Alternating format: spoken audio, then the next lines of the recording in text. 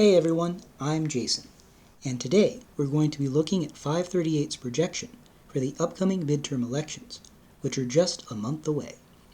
538 believes Democrats are slightly favored to retain control of the U.S. Senate. Their model gives Democrats a 67% chance of winning a majority in the chamber.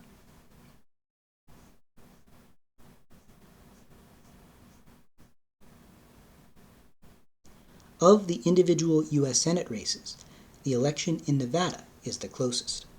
Incumbent Democrat Catherine Cortez Masto has a 52% chance of winning re-election against Republican challenger Adam Laxalt. At this point, that race is essentially a coin flip.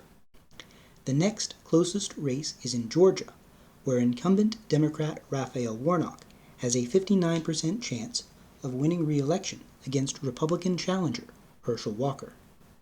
The next three closest races, in Wisconsin, North Carolina, and Ohio, all favor Republicans. In Pennsylvania, Democrat John Fetterman has a 72% chance of beating his Republican opponent Mehmet Oz. Democratic incumbents are favored in Arizona and New Hampshire. In Florida, Republican Marco Rubio has an 86% chance to win re-election. In Colorado, Democrat Michael Bennet has a 92% chance to win re-election. And in Utah, Republican Mike Lee has a 93% chance to win re-election. That is the outer bounds of the races that could be considered competitive. All of the remaining races have a 97% chance or higher of going one way or another. Of those, the one that is most interesting to me is the U.S. Senate race in Kansas, where I live. Republican Senator Jerry Moran has a greater than 99% chance of winning re-election against Democratic challenger Mark Holland.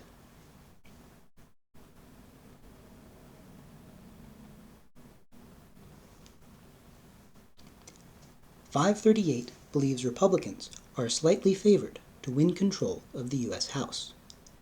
Their model gives Republicans a 69% chance of winning control of the chamber, where Democrats currently have a majority.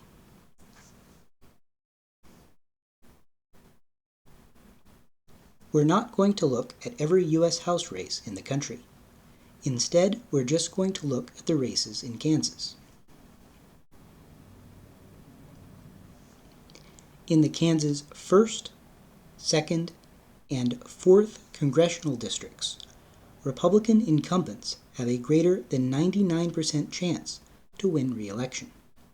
Those Republicans are Tracy Mann in the 1st, Jake LaTurner in the 2nd, and Ron Estes in the 4th. The Kansas 3rd congressional district, however, is a toss-up.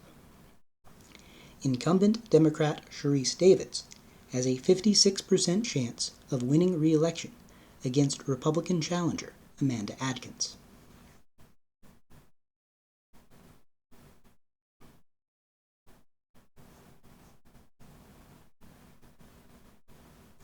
Next, we'll look at 538's projections in the governor's races across the country. In Arizona, the governor's race has an exact 50-50 split between Democrat Katie Hobbs and Republican Kari Lake.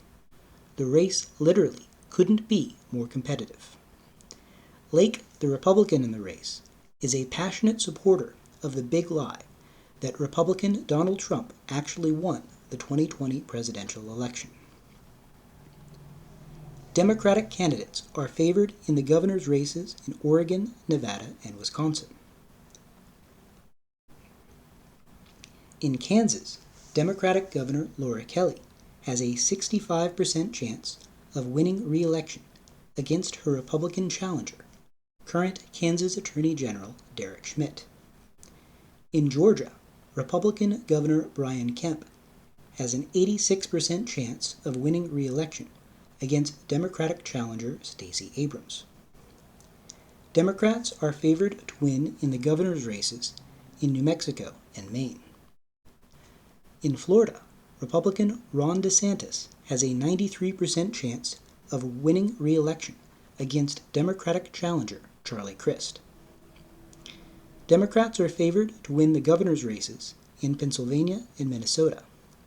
In Texas, Republican Greg Abbott has a 95% chance of winning re-election against Democratic challenger Beto O'Rourke.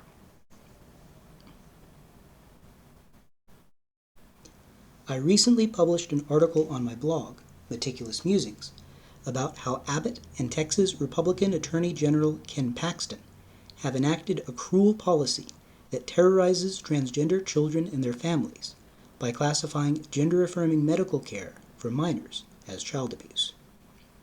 A link to the article is available in the description below. If that story sounds interesting or important to you, I recommend you check it out. That wraps up our tour of the 538 predictions for the upcoming midterm elections. Thanks for watching and have a great day.